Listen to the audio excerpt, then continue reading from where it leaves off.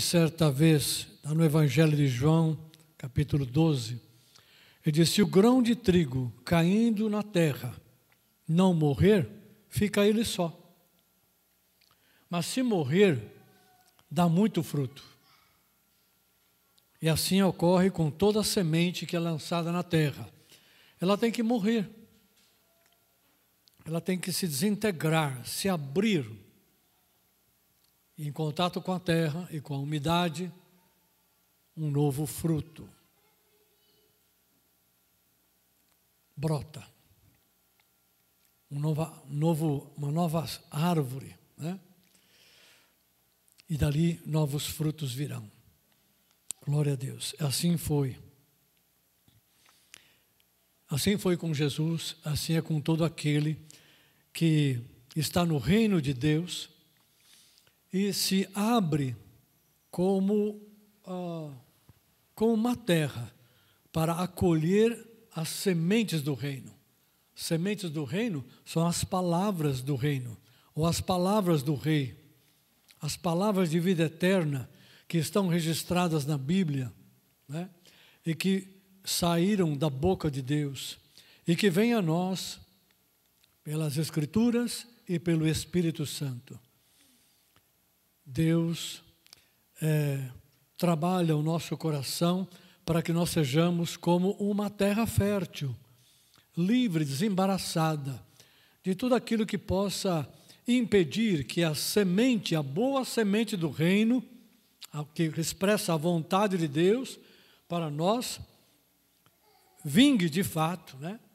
E cresça, possa enraizar e produzir fruto ao seu tempo.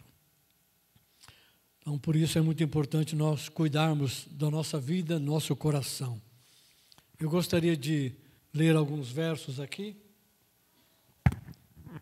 de Efésios capítulo 2, porque eles realçam a obra de Jesus. Efésios capítulo 2, a partir do verso 1, diz: Ele, falando de Jesus, Ele vos deu vida, estando vós mortos em vossos delitos e pecados, nos quais andastes outrora, segundo o curso deste mundo, segundo o príncipe da potestade do Espírito que agora atua nos filhos da desobediência, referindo-se ao maligno, entre os quais também todos nós andávamos outrora, seguindo o curso, seguindo as inclinações da nossa carne e fazendo a vontade da carne e dos pensamentos, e éramos por natureza filhos da ira, como também os demais. Mas Deus, esta é uma parte da história, a história de todos nós, e todo ser humano que nasce sobre essa terra. Mas como nós ouvimos do pastor Brasil Palumbo, há alguns domingos atrás, a nossa história não termina, não tem um fim, só por conta das circunstâncias adversas, ou por notícias inesperadas, ou por prejuízos, ou por enfermidade, ou por morte. A última palavra quem dá é o Senhor. Sempre. Especialmente para aqueles que creem no seu nome. Por isso o versículo 4 diz: mas Deus, sendo rico em misericórdia, por causa do seu grande amor com que nos amou, e estando nós mortos em nossos delitos e pecados, nos deu vida juntamente com Cristo. Pela graça sois salvos.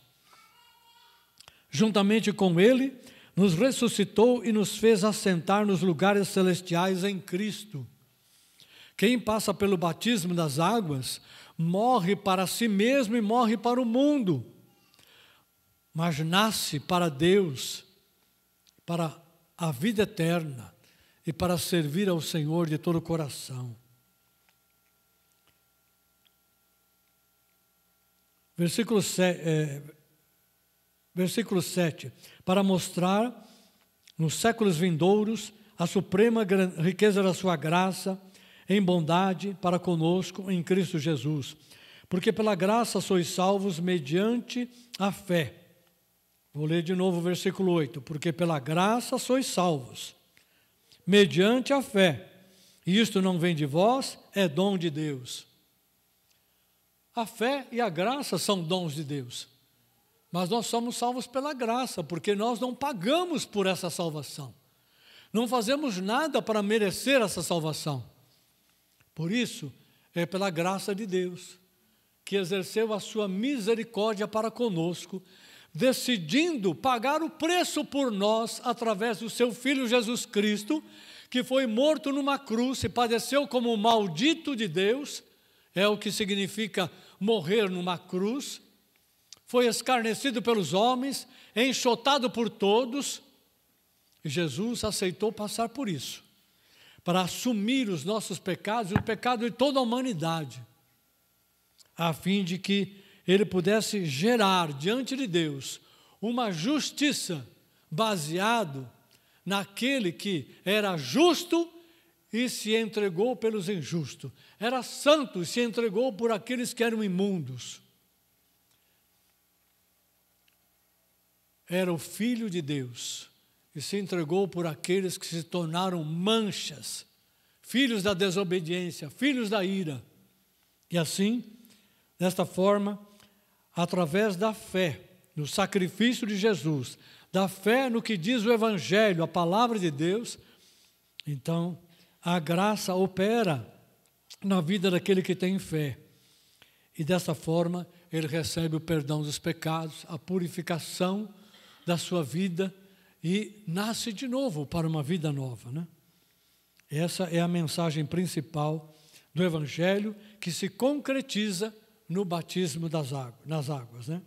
Porque pela graça sois salvos mediante a fé, isto não vem de vós, é dom de Deus, não de obras, para que ninguém se glorie diante do Senhor.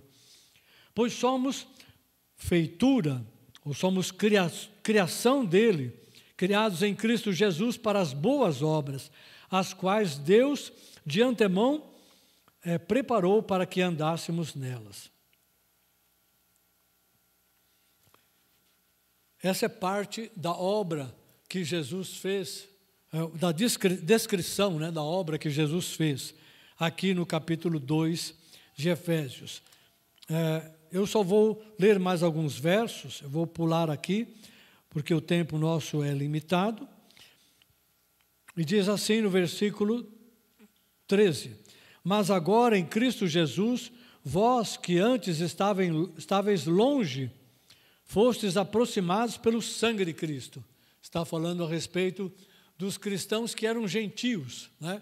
Em relação àqueles que eram judeus. Os judeus estavam próximos de Deus porque eram uma nação eleita, mas os gentios estavam longe. E quando o Evangelho chegou a eles, como chegou a todos nós, e nós cremos na palavra e aceitamos a palavra de Deus, essa graça veio sobre nós. E os resultados do sacrifício redentor de Jesus também chega a nós. Por isso, o derramar do seu sangue tem validade para os judeus, como também para os gentios. Por isso está escrito no verso 13: Mas agora, em Cristo Jesus, vós que estáveis longe, fostes aproximados pelo sangue de Cristo.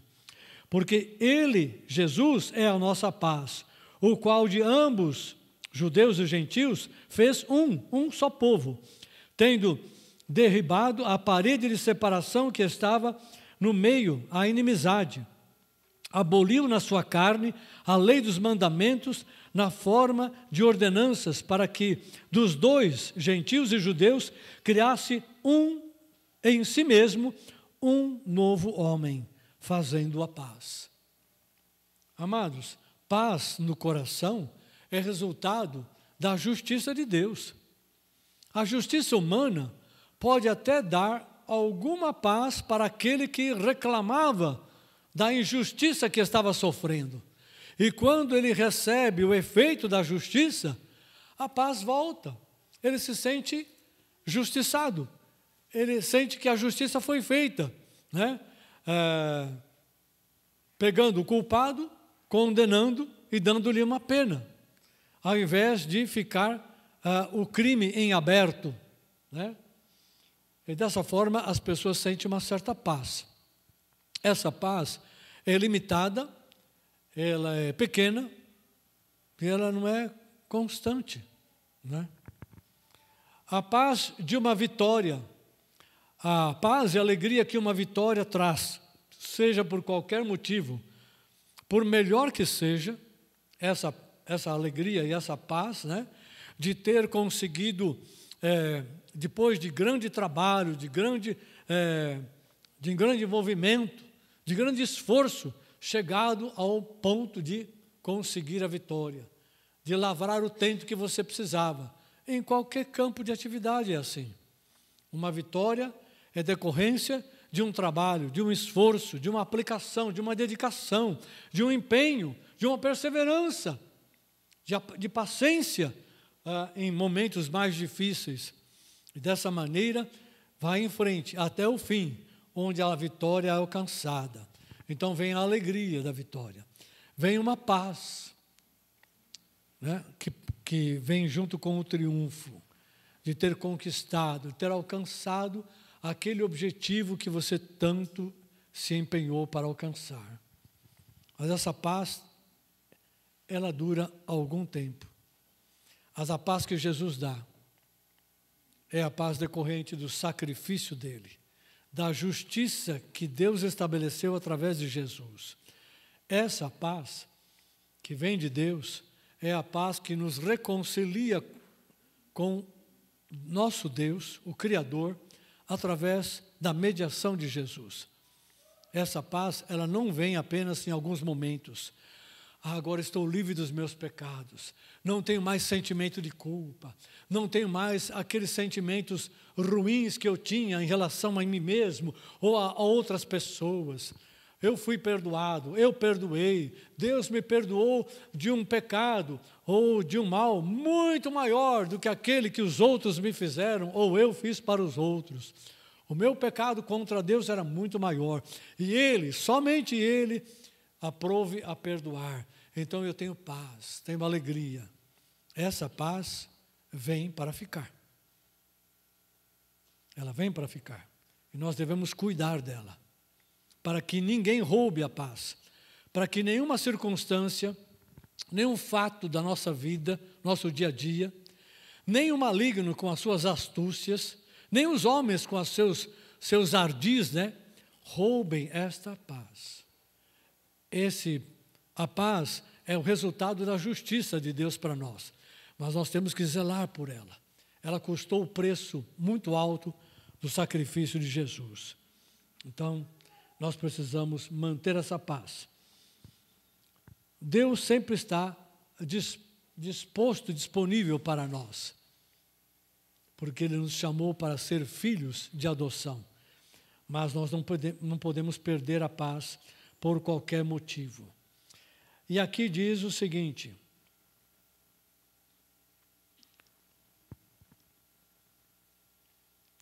porque por Ele ambos temos acesso ao Pai em um Espírito. Assim, já não sois estrangeiros e peregrinos, mas concidadãos dos santos, sois da família de Deus, edificados sobre o fundamento dos apóstolos e profetas, sendo Ele mesmo, Cristo Jesus, a pedra angular, no qual todo o edifício aqui é o corpo de Cristo, é a igreja, todo o edifício bem ajustado, cresce para santuário dedicado ao Senhor, no qual também vós, juntamente, estáis sendo edificados para a habitação de Deus no Espírito. Aleluia. Eu li Efésios, capítulo 2, onde Paulo descreve como Deus alcançou as suas criaturas, qual o plano que Ele traçou para trazer de volta o homem pecador, que lá em Adão resolveu desobedecer e rebelar-se, e se afastar de Deus, para viver a sua vida por conta própria e risco, né? Então, viemos a este mundo com essa semente, essa natureza adâmica, que é uma natureza que se opõe contra Deus e contra a palavra de Deus e os caminhos de Deus. Mas Deus não levou em conta isso. Ele quis resgatar. a sua criação. E ao fazer isso, ele traçou um plano maravilhoso, mas custou a vida de Jesus, seu filho. E quando Jesus ressuscitou, uma vez que ele cumpriu inteiramente a vontade do Pai, o Espírito de Deus, o Espírito o ressuscitou, tirou daquele túmulo. Uma vez vivo, ele demonstra vencer o último inimigo, que é a morte. Ele venceu o pecado, ele venceu o mundo, ele venceu a carne, ele venceu o maligno. E ele ressuscitou para nos justificar diante de Deus. Aleluia. Para nos justificar. E é o que ele fez com cada um de nós. E está sempre ali. A palavra de Deus diz que se nós pecarmos, ele é fiel e justo para perdoar os nossos pecados e nos purificar de toda injustiça. Porque o sangue de Cristo foi derramado por nós. Eu queria associar esta palavra a mais duas palavras que tem aqui, dois textos, bem rapidinho.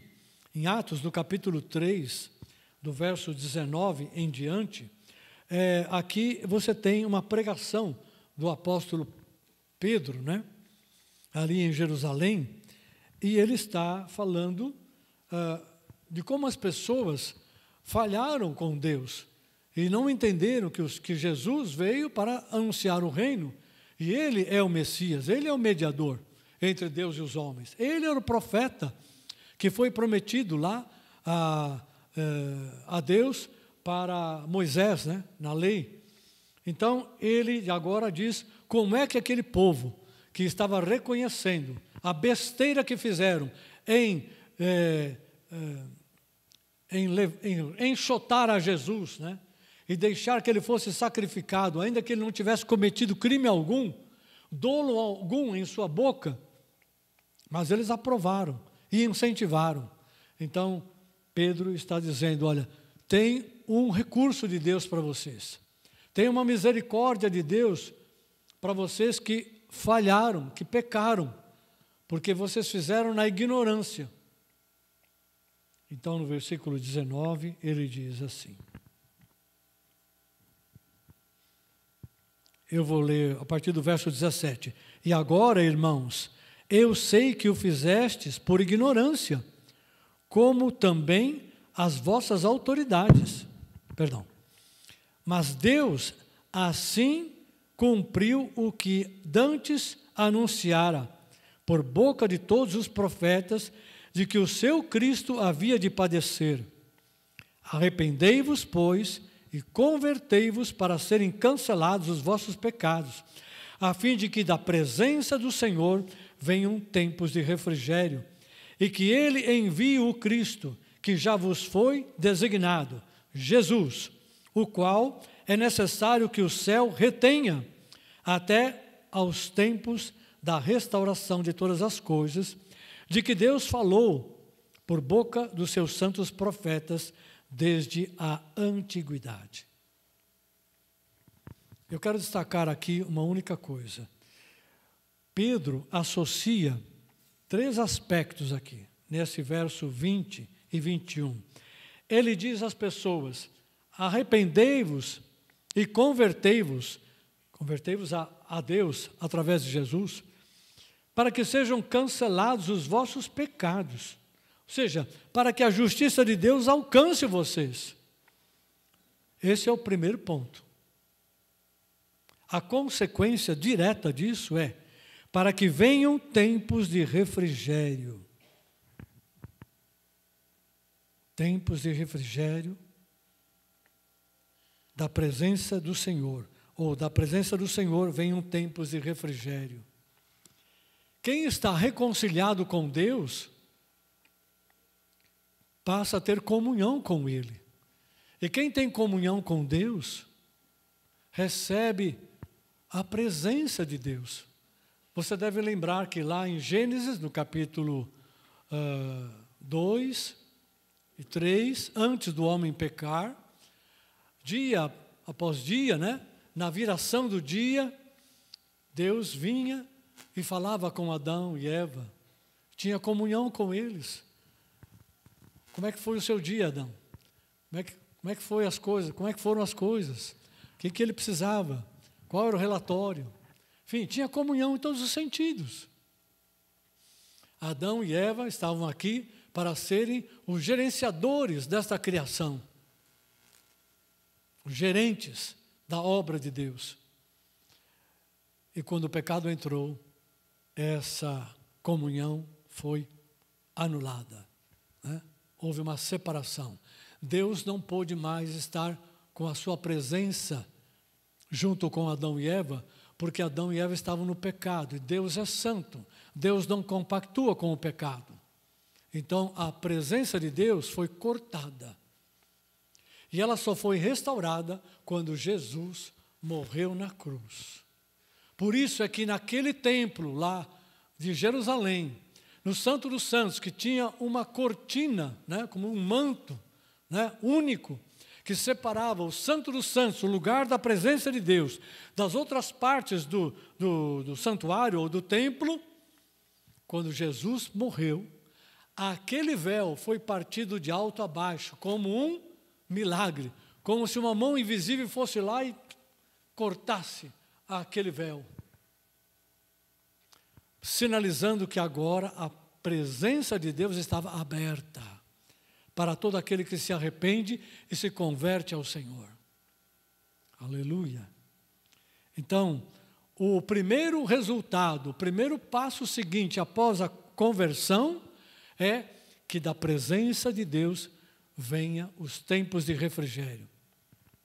A presença de Deus é restaurada e o refrigério se manifesta na comunhão, na relação do amor, da graça, da fé, da esperança, da alegria, do conhecimento, da sabedoria. E assim vai. Tudo aquilo que está no coração de Deus agora está franqueado, está liberado para os seus filhos, para o seu povo. Então, venham tempos de refrigério. Por que ele cita refrigério? Porque o Senhor sabe que aquele que vive nesse mundo vive muitas aflições. Jesus mesmo disse, né? No mundo tereis aflições, mas tende bom ânimo. Por quê? Porque nós temos um contínuo refrigério, um contínuo descanso, uma contínua paz, uma contínua consolação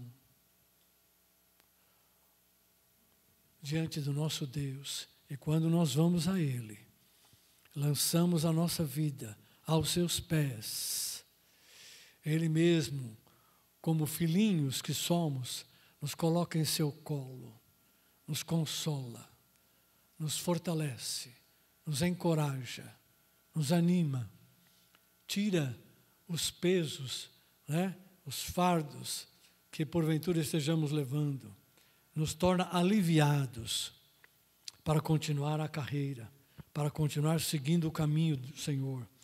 Então, com os tempos de refrigério, tempos no plural, e que Ele envia o Cristo, ou seja, o terceiro ponto é que o Senhor venha no tempo determinado de Deus. Percebe que nesse verso 20, você tem a ênfase da salvação através do arrependimento e da conversão, o resultado disso, para que a presença do Senhor traga refrigério, e o passo final dessa caminhada é o retorno do Senhor Jesus, que Ele envia o Cristo. O que isso significa? Significa que nós não vamos ficar aqui para sempre. Haverá um dia em que o Senhor nos chamará de volta para Ele, não apenas neste corpo, mas livre deste corpo, nós voltaremos para o Senhor, para estar para sempre com Ele, nos céus. Mas há uma geração que vai encontrar esse Jesus aqui na terra. O tempo chegado da volta de Jesus, a igreja estará. E essa igreja será retirada daqui, como diz a Escritura, levada aos céus por um arrebatamento. E nos ares, todos estarão juntos. para encontrar o Senhor. Ele vai enviar o Cristo. Nós não ficamos órfãos. Jesus disse, eu vou ter que me ausentar, mas não deixarei vocês órfãos. Eu vou e voltarei. E Jesus prometeu o Espírito Santo. E o Espírito Santo é o Espírito de Cristo que está conosco e que é o responsável por nos guiar na vontade de Deus. O responsável para fazer-nos a desenvolver a salvação que está em Jesus. Ele é o responsável para trazer a consolação, a força, a alegria, o amor de Deus. Romanos 5 diz que o amor de Deus é derramado em nossos corações pelo Espírito que nos foi concedido. E para finalizar a minha palavra aqui em Hebreus 12, eu quero colocar algo para vocês que é muito oportuno para nós neste tempo, né? Hebreus 12, o autor diz, portanto, também nós, visto que temos a rodear-nos tão grande nuvem de testemunhas, desembaraçando-nos de todo o peso e do pecado que tenazmente nos assedia, corramos com perseverança a carreira que nos está proposta, olhando firmemente para o autor e consumador da fé, Jesus, o qual, em troca da alegria que lhe estava proposta, suportou a cruz, não fazendo caso da ignomínia ou da afronta que fizeram a ele, e está assentado à destra do trono de Deus, como vencedor, como triunfante. Considerai, pois, atentamente aquele que suportou tamanha contradição dos pecadores contra si mesmo, para que não vos fatigueis, desmaiando em vossas almas, ou em vossa alma. Glória a Deus. Amados, a recomendação da palavra é que nós devemos olhar para Jesus, o autor e consumador da fé, e buscar nele o alívio que nós precisamos. Nós somos assediados por muitas cargas que geram em nós perturbações, dúvidas,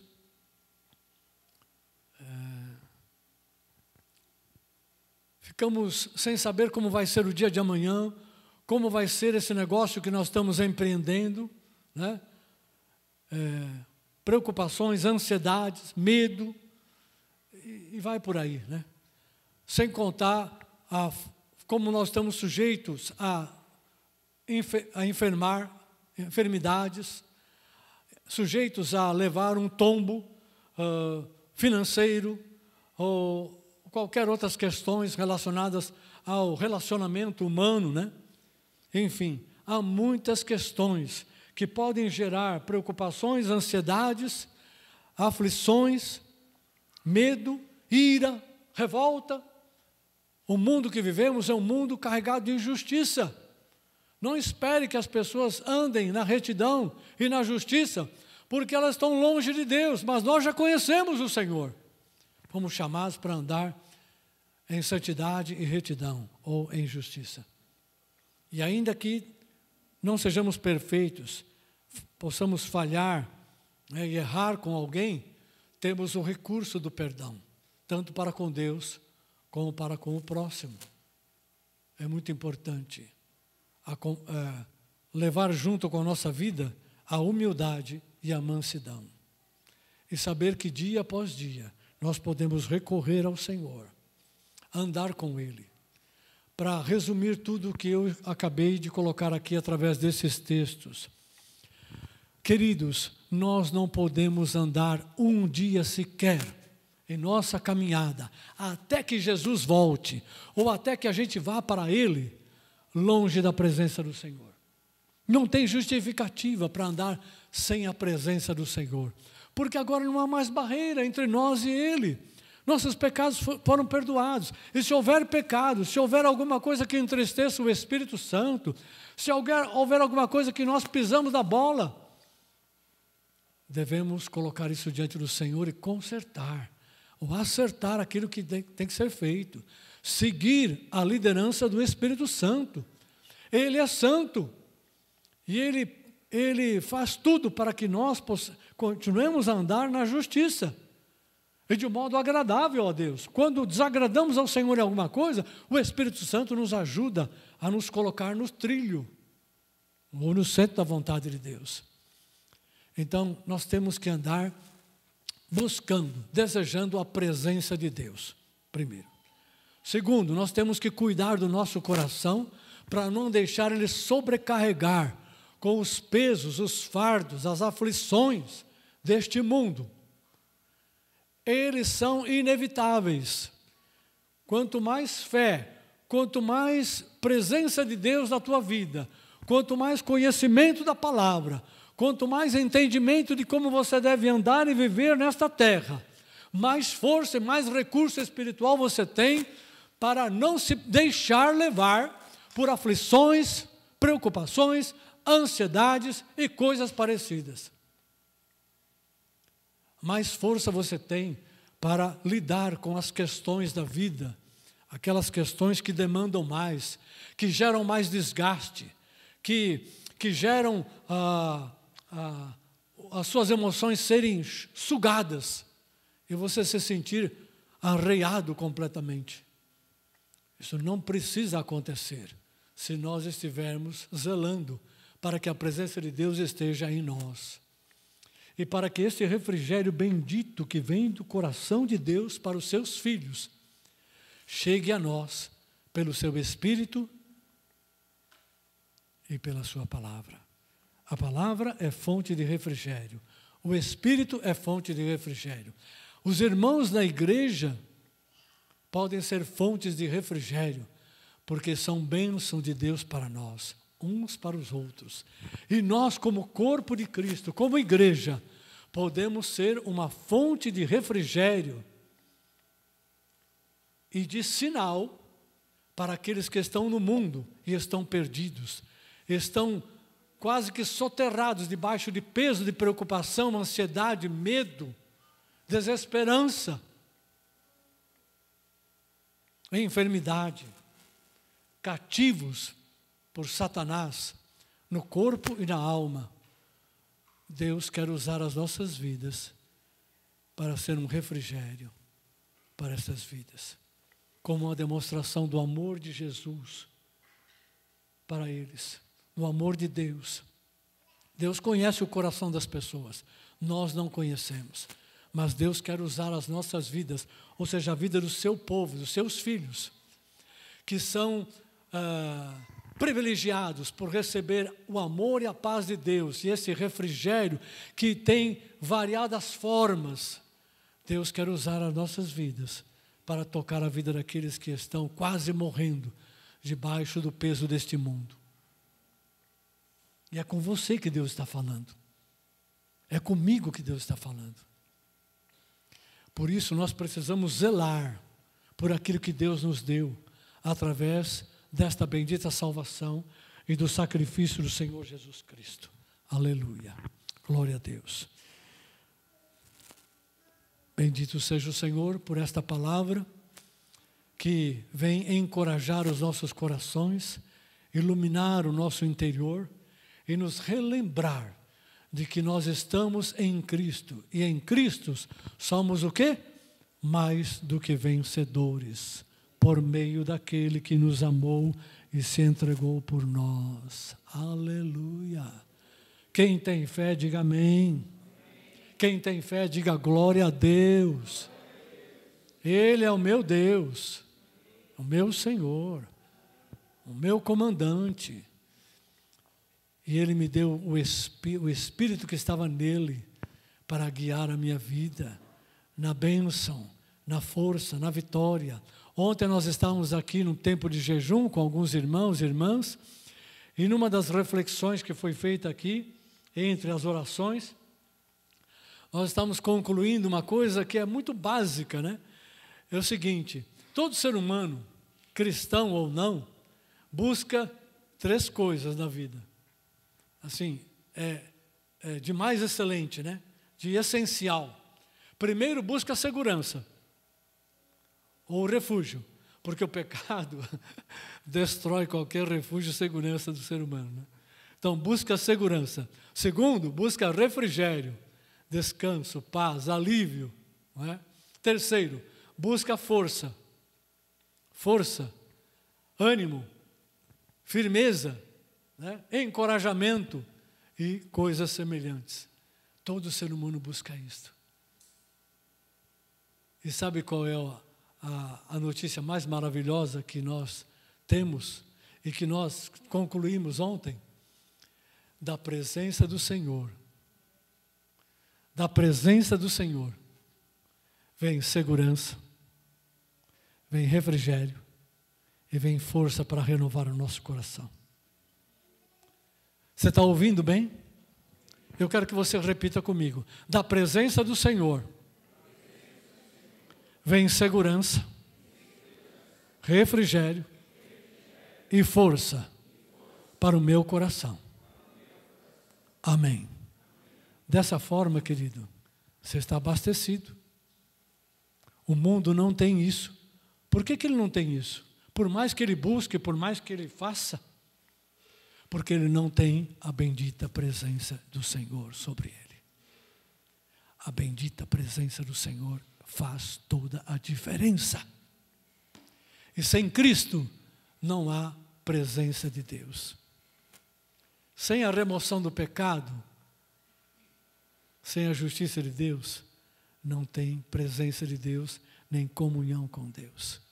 E por falta dessa presença, dessa comunhão, falta segurança, refúgio, refrigério, socorro, consolo, força, etc, etc. Diga para você mesmo, eu sou um privilegiado ou privilegiada. Diga para você mesmo, eu sou um privilegiado. Porque eu não paguei para isso. Jesus pagou no meu lugar. Aleluia! Glória a Deus.